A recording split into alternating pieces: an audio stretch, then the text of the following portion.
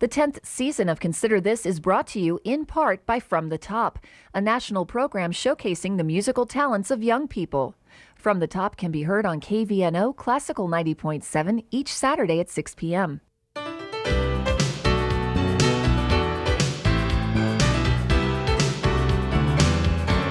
Consider This, a program of issues and information behind today's news. Once again, from the campus of the University of Nebraska at Omaha, here is your host, Andrea McMaster.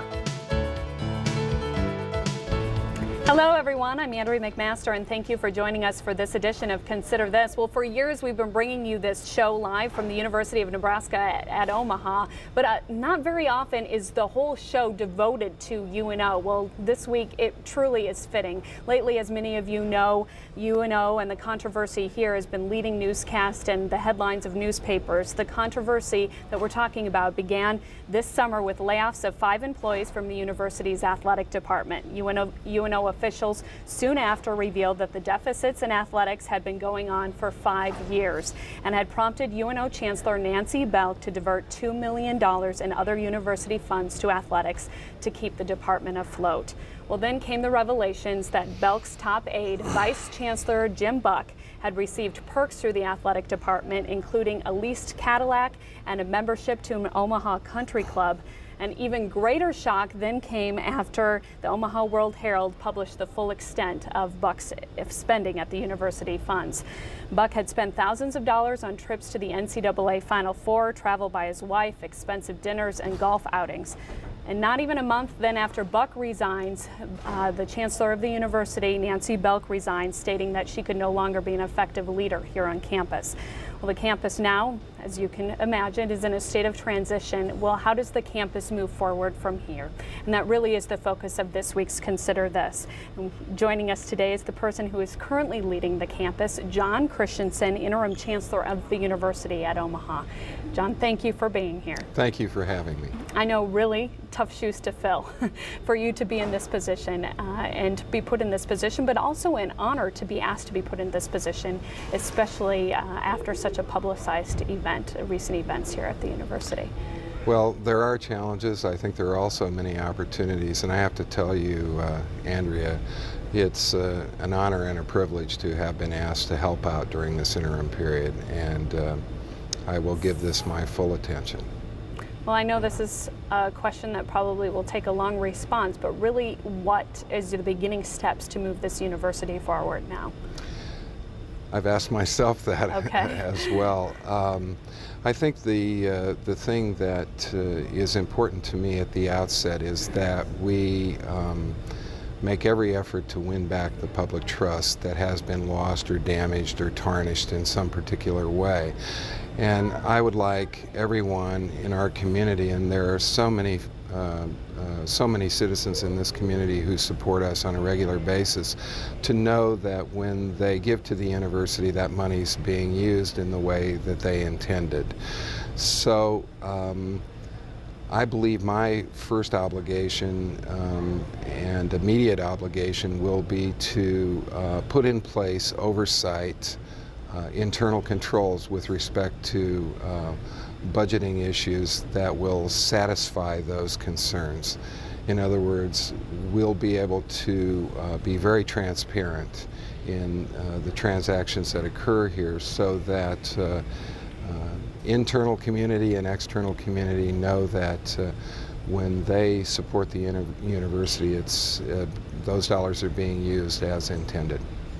This came at a tough time, if you will, because students were coming back to campus. It's always a time that you want it to be positive, especially in the media, and the hoopla, the excitement of students coming back to campus, especially having the parents here too, moving their son or daughter into the campus. How do you deal with that in talking to the students, the specific message for the students and for those parents? Well, once again, I think that for everyone concerned, they need to know that the university is is operating in a transparent way. In other words, what we say is what we mean, and what we say is what in reality is actually taking place.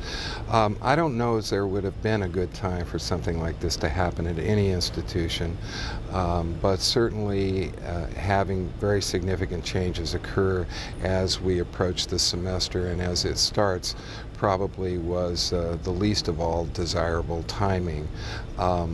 I've had an opportunity to talk with a number of parents. I have talked with students and will be talking with students later on today and at every opportunity, and as well as talking with a variety of individuals in the community about what we intend to do and what we're going to do in particular in the next 30 days. And then at that point talk about the next 30 and 60 so that we can rebuild the trust, as I said earlier. So for the past couple of weeks that you've been on campus here, what really have you been devoted to? Just going and meeting with different groups here on campus? By and large, I've met with I think almost all of the internal constituencies on campus, from the Faculty Senate to the Staff Advisory Council to students, individual faculty, and so on. But at the same time, I've been spending a lot of time talking with boosters. I've met with the presidents of all of our booster clubs. I've talked with individuals in the community who wanted an opportunity to say their piece and ask what's going on. I've met with some of our Board of Regents, and I have met with a whole variety of supporters of this institution, not necessarily athletic supporters. So it's been a very busy week here. Okay. Well, I want to take a moment and read a letter, or just a portion of a letter from James Shaw, the president of the UNO Faculty Senate here. Okay. And just because this kind of gives a perspective of where the faculty is coming from here. He says, as I look back upon the summer, I have come to believe that to one extent or another, UNO fell short in three critical areas. One, we neglected our obligation to the proper and transparent stewardship of UNO's resources and the gifts our benefactors so graciously provide. Two, we failed to remain mindful that UNO does not belong to us, but rather the university belongs to the people of Nebraska who have entrusted it to our care. And three, we are obliged to adhere to an especially high ethical standard because we are responsible for a public trust. I thought that was said very well. I want to hear from you then how you think the faculty in general is handling this, and how should they handle these recent events? Well, let me start by saying I agree with those 3 points completely. And I would also agree that Jim has stated that very, very well. We are stewards. It's a privilege to be here, and I think that's why restoring how people perceive the institution is so very, very critical. The faculty have been, I think, surprised and saddened, shocked, and maybe in some cases angry, as you might expect. A whole variety of reactions have emerged.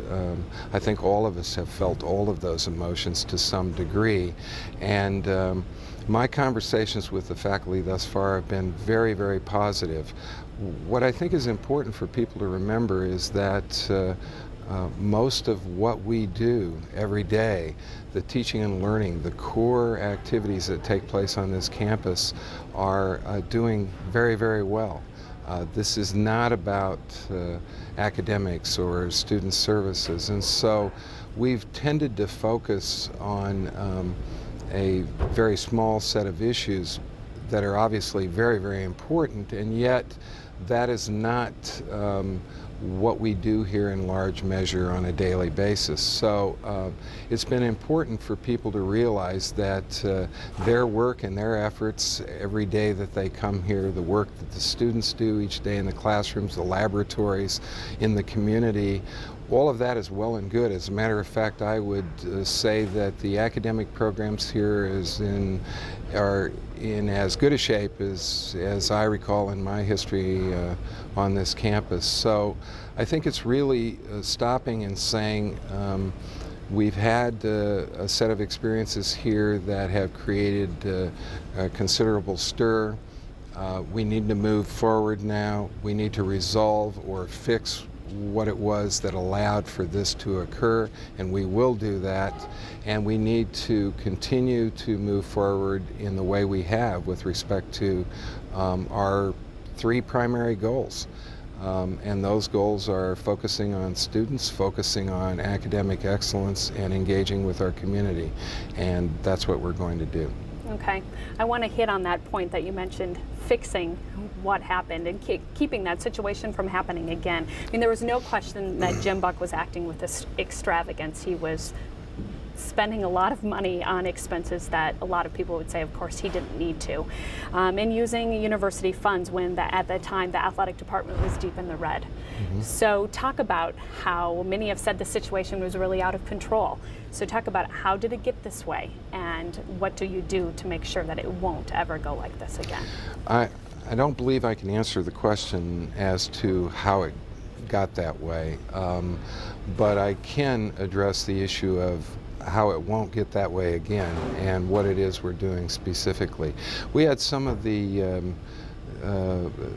major leaders in our Omaha community under the direction of Senator Carnes step up and say, let us help, let us take a look at what happened here and make some recommendations. And they've made preliminary recommendations to our Board of Regents, some of which are directed at the issue that you're talking about now, internal control, basically.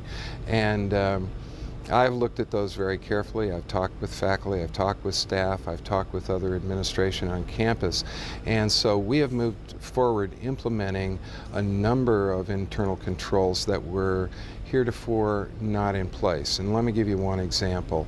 What I've asked for is that and this was also a recommendation of the Carnes Committee, is that on a monthly basis, each sports budget and then the overall athletics budget will be reported to me directly, and that it will also be reported to the Chancellor's Cabinet.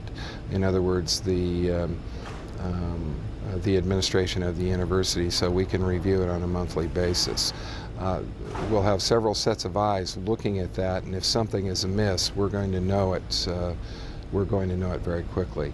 That previously was not the situation. So that would be one example of how it is that I believe we can provide the kind of oversight that would be expected and that should be in place.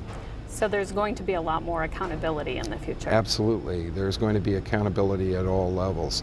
And one of the things that I've done beyond athletics is to request that we review all oversight for budgetary matters on this campus, generally speaking. What I don't want to have happen is that we find out that there may be issues somewhere else on campus that we ought to be aware of. I don't believe that's the case, but I want to make sure that whether it's in athletics or academics or student services, the dollars on this campus that, as Jim said, the state has entrusted in us, whether it be through our appropriation or through gifts, is being spent as was intended. Okay. Well, how are you able to get the donors of UN Athletics, many who have voiced concerns, I know you've been meeting with some of them, to throw their support behind UNO again? Is it just strictly just really getting that message out, this is what we're doing, and you can be ensured that we're taking care of every dollar that you give this university now? Yes, and I think it's more than that. As I mentioned, I've met with a number of people from the community. I've met with all of the Booster Club presidents, and there were accountability or oversight issues there as well. So we're addressing those very directly. booster clubs will now know where each of their dollars moves to. There will be access rules, who can put money into those accounts, who's able to take it out, the types of justifications that are going to be required for activity in those accounts, and there will be a regular accounting of that. And after having met with them, I think they feel very comfortable with that. So that's part of it. But knowing that you have a campus and an administration that is committed not only to athletics as an important part of the enterprise here at UNO, but knowing that you have someone committed to making sure that transparency on into the future is important, I think is something they were looking for. Okay. Well, let's talk about just strictly then the athletic department here at the university. Okay. Will there be cutbacks from athletics? Will the programs continue to move on as they are? Will people be able to tell when they're in the stands watching a game that something's different? Probably not, but will there be anything internal that will be different besides the oversight with the finances? I think that it's been covered in the media rather extensively that cutbacks did occur as a result of some of the fiscal issues that we were faced with previously. I would hope that here in the short-term future we don't have to see any more of that kind of activity. So to the fan who comes to the football game, the soccer game, the wrestling meet, I don't think there will be any change. We have terrific coaches, we have terrific student athletes, it's a great product, and I think the problems that have been experienced are fiscal, and so I don't think there will be any outward ramification. We need to work hard in terms of continuing to build and support and stabilize the athletics budget, the budget in athletics and each of the programs. But I think we're ready to do business, and I believe that the staff and the coaches are ready to move forward. Will this hurt the athletic department in competing with other schools' athletic departments, for instance, in recruitment? Well, I don't know the answer to that, but my guess is that for some individuals it may give them pause and wonder about UNO and whether or not we're really okay. That's why I think this first 30 days is so critical to get the message out that we are indeed okay. This institution is not broken in any way, and I think most who spend a few minutes with us recognize that very readily. Hence the reason you are spending a lot of hours here at the university campus or meeting with people. That's true. Okay. Well, I want to move on a little bit to what we've been talking about and talking about some of the other things going on at the university. Well, some have said despite the way that Belk left the university, she did put a lot of good things in place here at the university and accelerate some growth here on campus. So let's talk about keeping up some of that momentum and some of the good things here, of course, that are going on campus, the new buildings and what will continue to come new. Talk a little bit about that, because I know that will be your focus then after these 30 days here. Well, there are all sorts of exciting things going on, and one of the obvious things is you drive down Dodge Street is the new addition to the library, and if you haven't had a chance to stop in and look around, it's a fabulous addition, and we will be having a dedication on the 11th following convocation, and so I hope that the public has a chance either to join us at that point in time or stop in anytime. So that's been an exciting addition on campus. We are preparing right now to renovate the engineering building, which will, for the first time in history, bring all of our faculty, staff, and students from the College of Public Affairs and Community Service together under one roof. And that has been a long journey, and There are terrific programs in that college, and it's going to be a great day on this campus when we're able to unite everyone in a single place, and it's going to be a very practical yet very attractive building right in the center of campus. So we're excited about that, and I'm sure everyone is aware of what's going on south of Pacific and south of Center, and it probably happens very seldom in the life of a metropolitan institution that you would be able to almost double the size, the physical space that you have available. And that's the opportunity that we have right now. And so there are very exciting discussions going on about what are the possibilities. Obviously, right now we have housing, we have the Scott Conference Center, and perhaps one of the more exciting things to happen in this entire community in the last 10 years is the Peter Kiewit Institute, and some of the things that are going on there as we interface more and more with business and industry and provide opportunities for students that heretofore they had never had. This is a world-class operation down there, and I think in the next 10 years we're going to have an opportunity to grow that and enhance what happens on that campus. And then south of Center is really an interesting set of possibilities. The Chili Greens property is being talked about in terms of athletics and intramurals, and that's very exciting. And there's been talk about even the possibility of a convocation center there, which may also have a dual purpose in serving the hockey program. And obviously those are off into the future, but it's very, very exciting to think about those changes.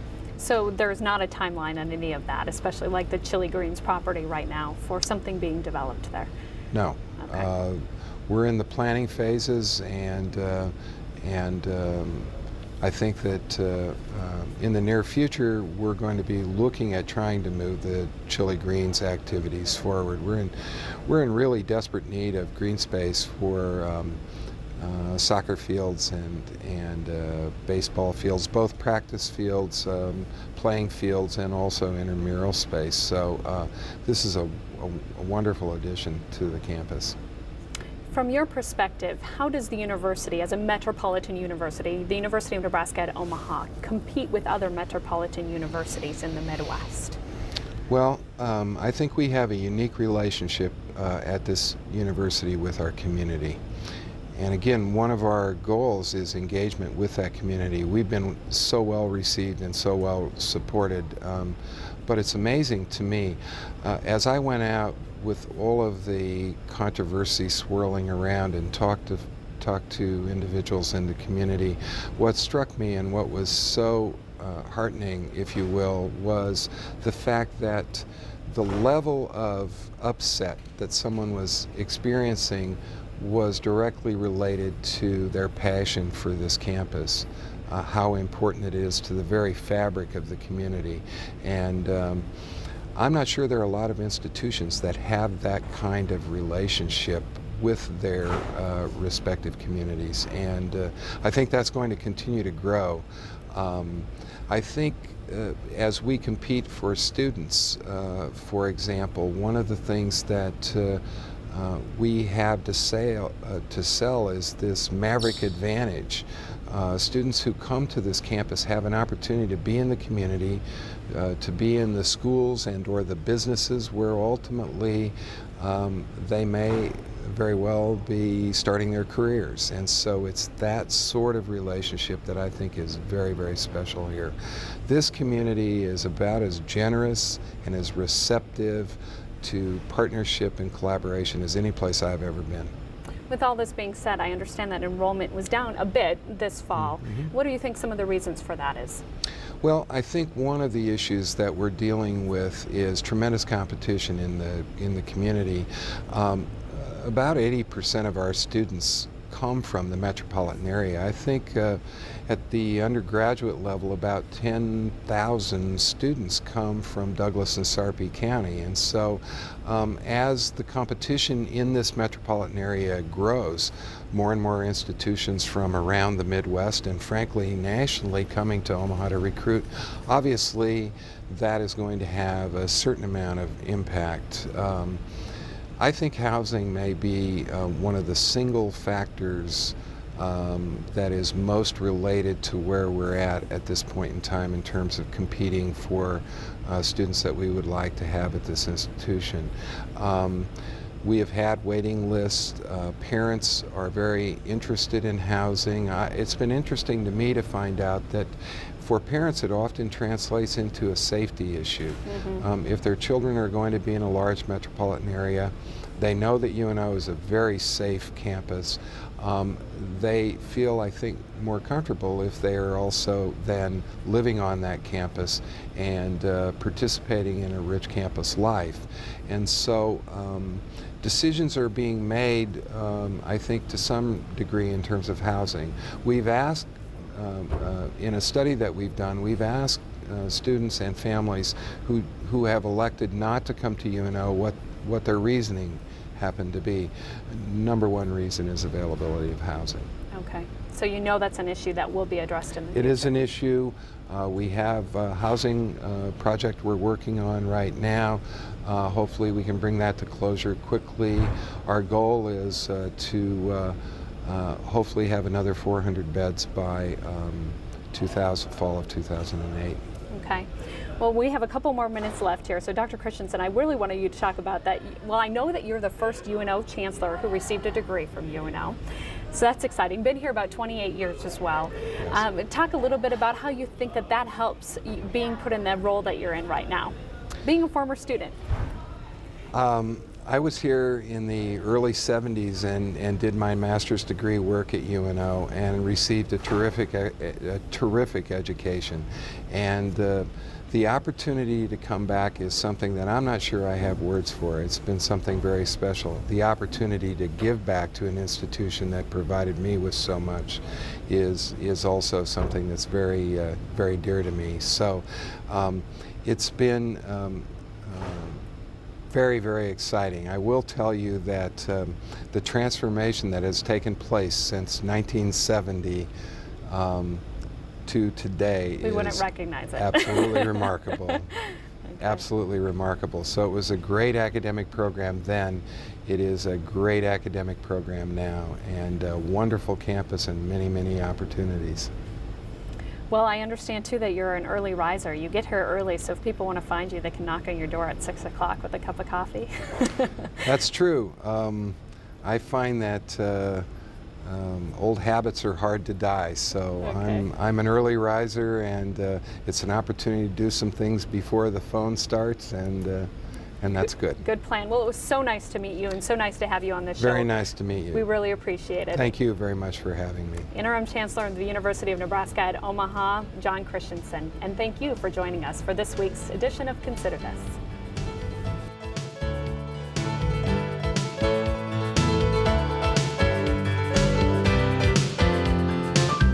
Consider This is an issues and information program produced by UNO Television. More information and program archives can be found at unotv.unomaha.edu. If you'd like to share your comments about this show, call UNO TV at 402-554-2516 during regular business hours. The 10th season of Consider This is brought to you in part by From the Top, a national program showcasing the musical talents of young people. From the Top can be heard on KVNO Classical 90.7 each Saturday at 6 p.m.